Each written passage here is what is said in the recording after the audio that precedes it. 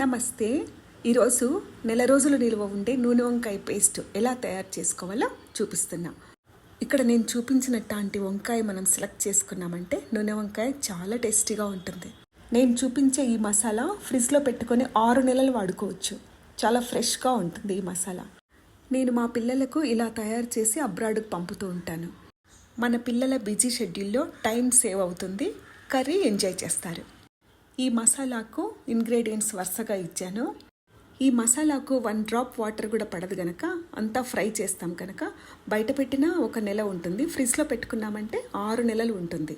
వంకాయే కాదు, స్వీట్ ఇష్టపడే వాళ్ళు ఏ వెజిటబుల్ వేసైనా ఈ మసాలా వేసి కర్రీ చేసుకోవచ్చు. మనం ఎక్స్ట్రా యాడ్ చేయాల్సింది ఆయిల్, టమాటో, ఆనియన్ అంతే. చూడండి ఎలా వచ్చిందో, ఇలా వస్తుంది పేస్ట్. ఇది జిప్లాక్లో పెట్టుకొని మనం ఫ్రిడ్జ్లో పెట్టేసుకోవచ్చు.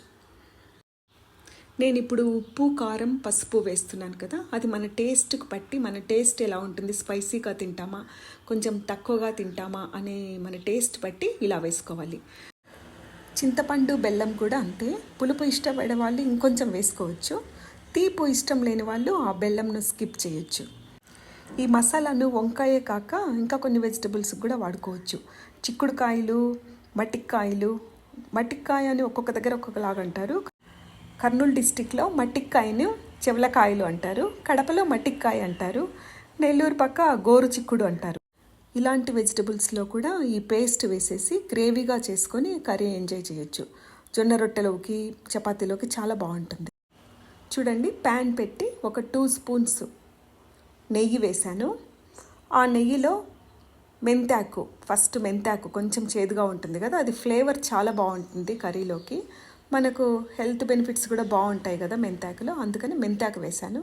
అది కొంచెం బాగా పచ్చివాసన పోయేటట్టుగా బాగా ఫ్రై చేయాలి. మీరు చూస్తూ ఉండగానే చూడండి, మనం వేసిన క్వాంటిటీలో 1/4 చూడండి ఎంత తక్కువైపోయిందో, అలా అవుతుందన్నమాట. ఈ ఆకులన్నీ బాగా డ్రై రోస్ట్ చేస్తాం, ఎందుకంటే నిలువ ఉండాలి కదా. మనం ఫ్రిడ్జ్లో పెట్టకున్నా 1 నెల రోజులు నిలువ ఉంటుంది బయటైనా.